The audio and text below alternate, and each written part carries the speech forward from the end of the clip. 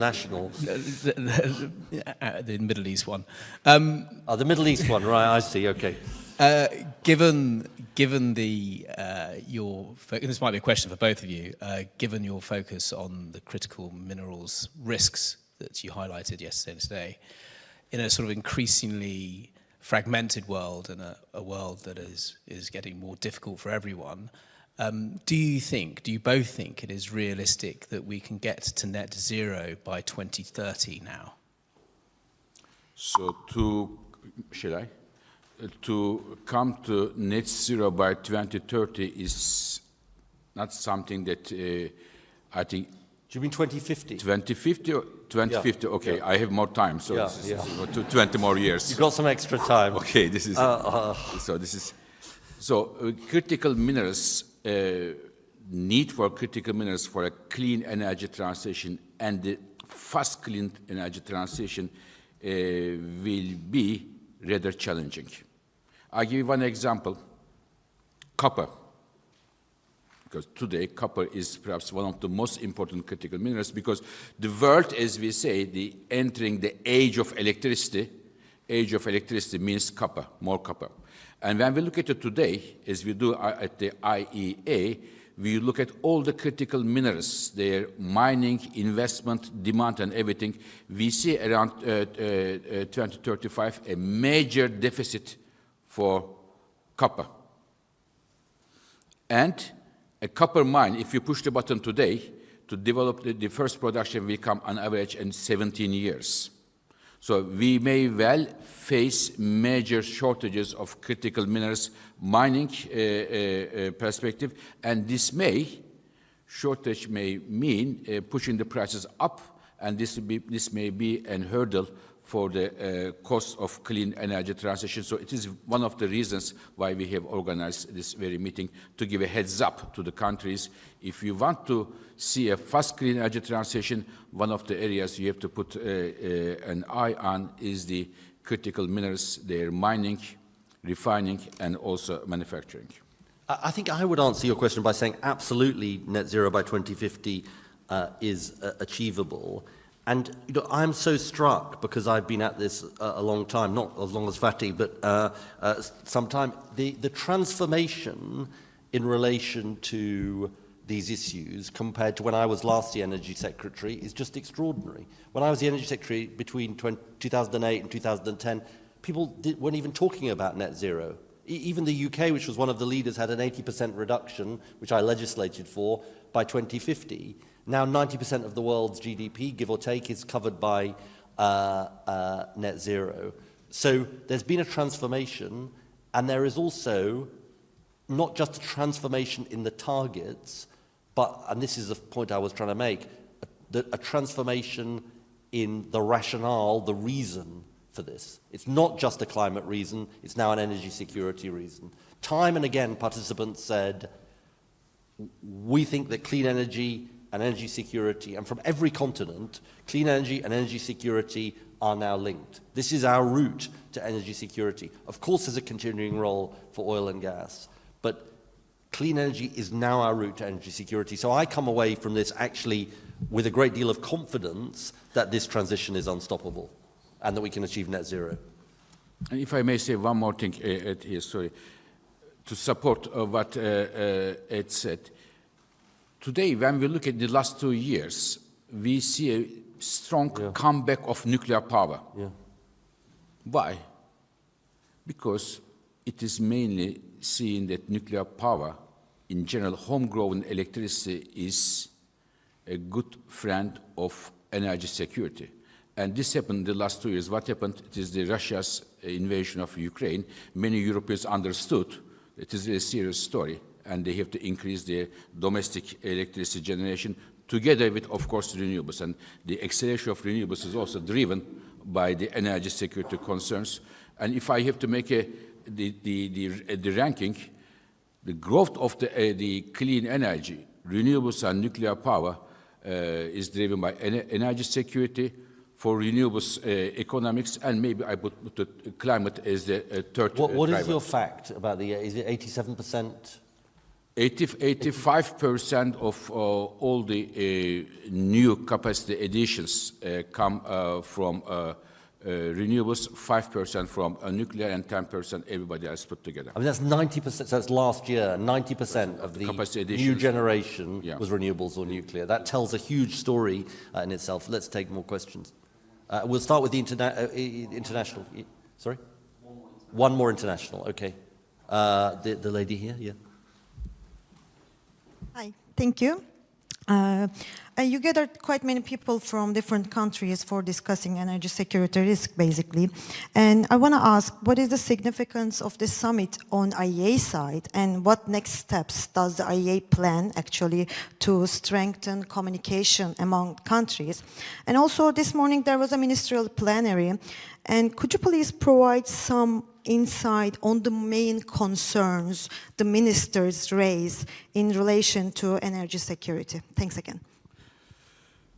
It's for the IEA, can I? Yeah, yeah. Okay, thank you. So I would say that for the IEA, my main takeaway is, again, I am very struck that in the middle of a fragmented world, trade wars are going on, and we were able to get more than 60 governments here. It says something. And I was also very happy that all the governments, IEA members, accession countries, partners, all recognize the central role of the International Energy Agency in global energy issues, including the energy security. So we, at the IEA, we are known by the, we are formed by the, as a oil security watchdog. We continue that because oil and gas will remain years to come as an important part of our energy mix. Whatever scenario we go, we will see oil and gas at different levels of contributing to energy mix. So therefore, we will continue to look at oil, natural gas security issues, but we are, as was endorsed by many countries, we will be putting more and more attention and effort on the emerging energy security risks, such as the critical minerals and the supply chains. The governments in the closed session, the ministerial session, they all, I can tell you, all underline the importance of international cooperation. Yeah. All of them. And it was very good for me to hear. They have, of course, different perspectives, national priorities, but this is one of the, in my view, one of the main outcomes from this very meeting, that they were all happy to come here, enthusiastic in the discussions, and made meaningful remarks and contribution for the energy security of today and also of tomorrow. And they give us a lot of new tasks, and we will take them through together with our governments to look at our program of work for the next years to come. But I can assure you that the emerging energy security risks will have a key role in our work in the next years to come. Okay, let's take some British questions, Victoria. We'll get you a microphone. Hi, Victoria Seabrook from Sky News. You spent a lot of time with the US official, Tommy Joyce. Did he use those opportunities to tout US oil and gas for the UK or attack climate policies? And also, if I may, not that much concrete has come out of this so far, apart from warm words for the energy transition. Given the attacks on net zero from America and from within the UK, is that the best that you could have hoped for? Thanks. On the second question, I feel incredibly positive about the discussions that we've had in the last 2 days, because this was an unprecedented event, bringing together 60 countries for the first time in this context. And what it was about doing was building dialogue and cooperating and coming together to work on shared solutions. And my sense about this is whether it's on supply chains and the discussions we had this morning on the Global Clean Power Alliance, or on energy generation and how countries can work together on clean energy generation, or on critical minerals, or on lessons about power grids. There's a huge amount of cooperation going on, and there's massive value in this. And just a sense from all of the countries, just going back to this question about the closed session, all of them emphasize the importance of this dialogue and how important that they had found the dialogue. Look, on the United States, the Prime Minister has shown absolutely the right leadership on this, which is President Trump is the duly elected president of the US, elected on a clear mandate. We are the duly elected government of the UK, also elected on a clear mandate. Obviously, there are some differences, but there is also common ground. And part of our job as governments is to find common ground. So, for example, on nuclear, the US is interested in a nuclear renaissance, in building new nuclear as part of its energy mix. So is the United Kingdom. And we see real potential for nuclear, for SMRs, as well as large-scale nuclear. And part of our job is to find that common ground, to work together with the US on these issues, and they're the discussions that we had at this conference. Fiona, may I add one thing here, just for all of us to understand the composition of the participation. We have more than 10 net oil exporting countries. We had many major renewable countries and renewable companies here, and we had huge copper, lithium, nickel producer of countries. So it was a big mix of countries to understand that there was rather not a homogeneous but heterogeneous composition of the countries, and this discussion, this cooperation request come from this very different angle of countries, and as such, I completely agree with Ed that it was really remarkable. In my view. Thank you very much. Fiona Harvey from The Guardian. We've heard a lot of criticism of net zero recently. We've heard it from governments, as just been mentioned. We've heard it from across the political spectrum, from trade unions and from right-wing populists as well, and from companies, and there's been a lot of attacks. Would you say that in the last 2 days you have silenced the critics of net zero? And what should those critics go and do now? Oh, that's a good question. Look, Fiona, I think the truth about this is that the Prime Minister could not have been clearer yesterday, which, in his words, that net zero and the clean energy transition are in the DNA of this government.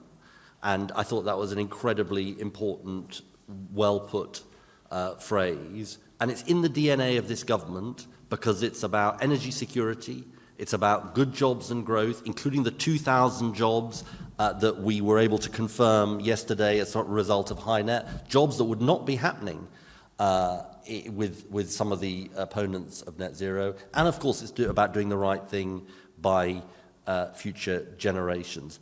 The critics will not shut up, I'm sure, but the critics need to know that if they want to fight about this government says bring it on. Let's bring on the fight.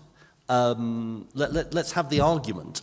And any day of the week, any hour of the day, any month of the year, we will have the argument between cheap, clean renewables that give you energy security, lower bills, the biggest economic opportunity of the 21st century, against their case to say no to all that, to stick simply with expensive, insecure fossil fuels, which gave us the cost of living crisis, which ruined family finances, which ruined public finances, which ruined business finances, and they will say no to these huge job opportunities that are on offer. So whether it is political parties or other forces that want to take on net zero and the clean energy transition, they need to know this government is not for bending. This government is not for buckling.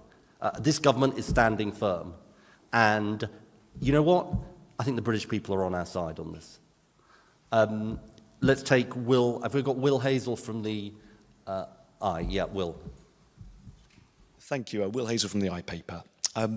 Ed, can you give a commitment that US exports to the UK will be subject to the carbon border adjustment mechanism, or when it comes into effect in 2027, or is this up for discussion in the current talks with the US over trade and tariffs? Look, I'm not going to get into the details of the trade talks with the US, but we've set out how the carbon border adjustment mechanism is going to work. I would just make this point, and it goes back to Victoria's question. You know, I think our cooperation with the US, is really important. And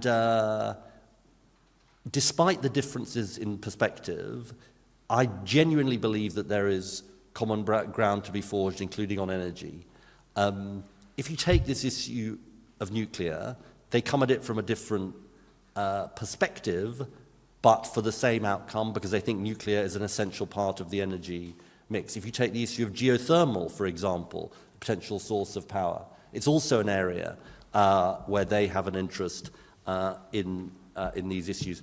And I think the fundamental thing here goes to what the British people would expect of us.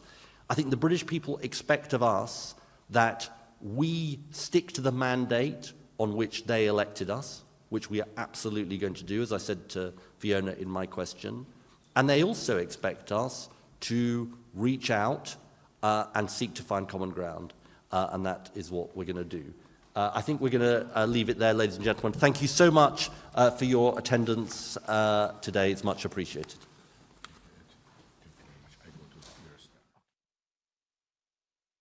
I go to